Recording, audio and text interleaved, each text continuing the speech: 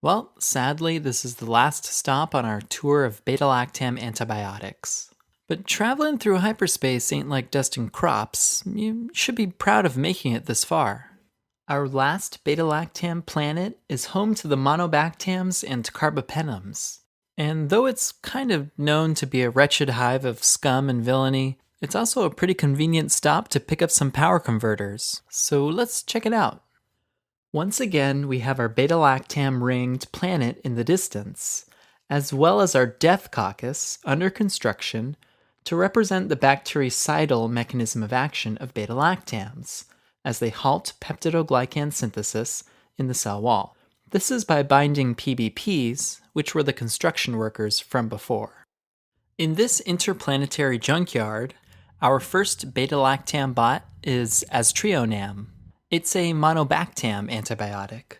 Monobactams consist of a single beta-lactam ring, as represented by our somewhat cute one-eyed repair android.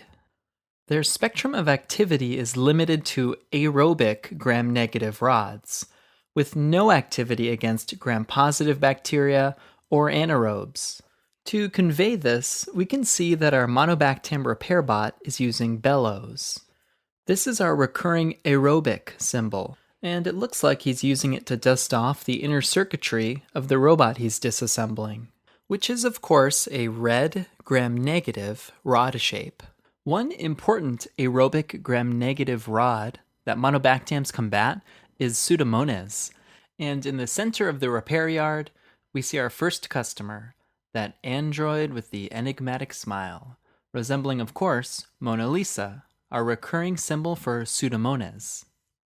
The gram-negative coverage of Aztrionam is similar to that of third-generation cephalosporins, and it penetrates well into the CSF. Therefore, it can be used to treat serious infections, such as pneumonia, meningitis, and sepsis caused by susceptible gram-negative pathogens. Take a look at the next inoperable bot in the line waiting for repairs. It has our recurring red meningitis mohawk helmet, a rusty lung-shaped chest plate, and is red all over, our theme for gram-negative, in order to emphasize Aztrionam's ability to treat serious systemic infections caused by gram-negatives. This is especially important in patients who have a history of penicillin anaphylaxis, because there's no immunologic cross-reactivity with monobactams. So this inoperable bot also has some previous damage done by penicillins, as shown by this purple pencil saber still lodged inside of it. Don't worry though, even with penicillin allergy, Aztrionam has got you covered, no questions asked. One more thing to mention about monobactams. They are resistant to most beta-lactamases, and as you can see to the right, one of these cute little junkyard dog bots is scaring off one of the beta-lactamases. They do have the right to refuse service to anyone. And remember that this ring shape on the gun represents that beta-lactamases are encoded usually by plasmid genes, and it's a gun because they usually cleave beta-lactams. Alright, so this reputable establishment doesn't just fix androids. On the other side of the lot is Amy's hovercar repair. Let me introduce our last class of beta-lactams, the carbapenems, examples of which include doripenem, ertapenem, imipenem, and meropenem. Now these drugs have a broad spectrum with good activity against anaerobes, gram-positives, and gram-negative rods, including Pseudomonas. Our customer with that uncanny resemblance to Mona Lisa symbolizes Pseudomonas coverage from both carbapenems and monobactams. To highlight the broad spectrum of action of carbapenems, we've got this cool prism hood ornament on the front of this funky interstellar cruiser. Notice the broad spectrum rainbow. Also, this woman here working under the hood is wearing a gas mask, emphasizing carbapenem's anaerobic coverage, important when treating aspiration pneumonia or intra-abdominal infection. Not only do carbapenems have a broad spectrum of action, they penetrate body tissues and fluids well, including CSF. So they are one of the big guns at your disposal. Remember, whenever you see our broad spectrum prism, Along with our Pseudomonas monalisa, rest assured that this is one of your big gun antibiotics used for the treatment of serious infections, such as hospital-acquired pneumonia or the empiric treatment of sepsis. Take a look at the Amy's Car Repair slogan, "When others fail, we get the job done." Remember that. Carbapenems are indicated for infections caused by bugs that are resistant to other available drugs. Also, to remind you that carbapenems are sometimes used for meningitis, we'll sketch in one of Amy's helpers, and he looks a little predisposed, but he's wearing the recurring red meningitis mohawk helmet, a standard workplace safety requirement. Alright, take a look at the engine under the hood. Notice it looks like a renal tubule.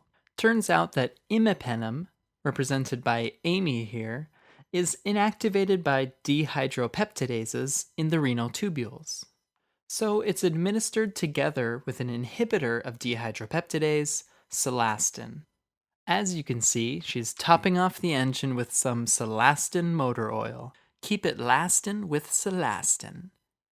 It's not copyrighted or anything. You can use it if you want.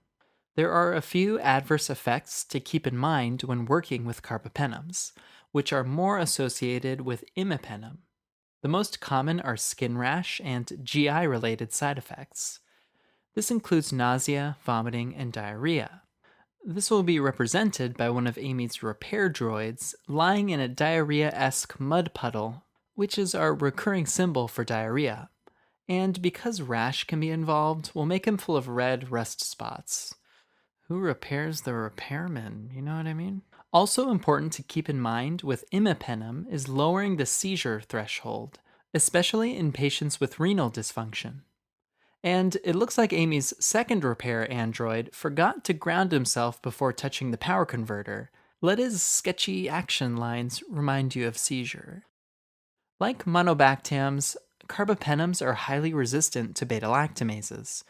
Furthermore, clinical experience suggests that carbapenems are the treatment of choice for serious infections caused by extended spectrum beta-lactamase producing gram-negatives, such as E. coli and Klebsiella. These extended spectrum beta-lactamases are a growing clinical concern, and carbapenems may be one of your best options for treatment.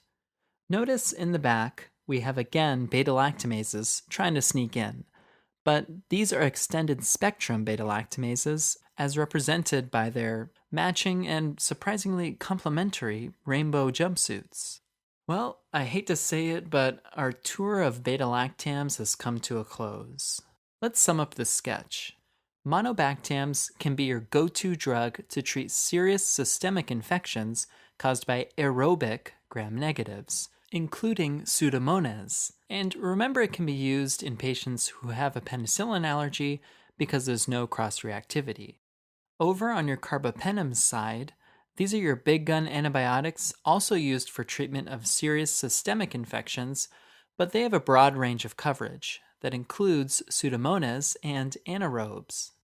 If you're using imipenem, remember to keep it lastin with celastin because it gets inactivated in the renal tubules. And watch out for that lowered seizure threshold. And extended spectrum beta-lactamases, carbapenems have got your back. Well, there you have it. Fingers crossed for the sequel. I'm not gonna lie, I'm kind of not ready for this to end. That Amy person, why is she hiding out here where no troopers are allowed? She got some kind of royal relation to Princess Ellen? Are they fading me out? They're fading me out. May the sequels be with you.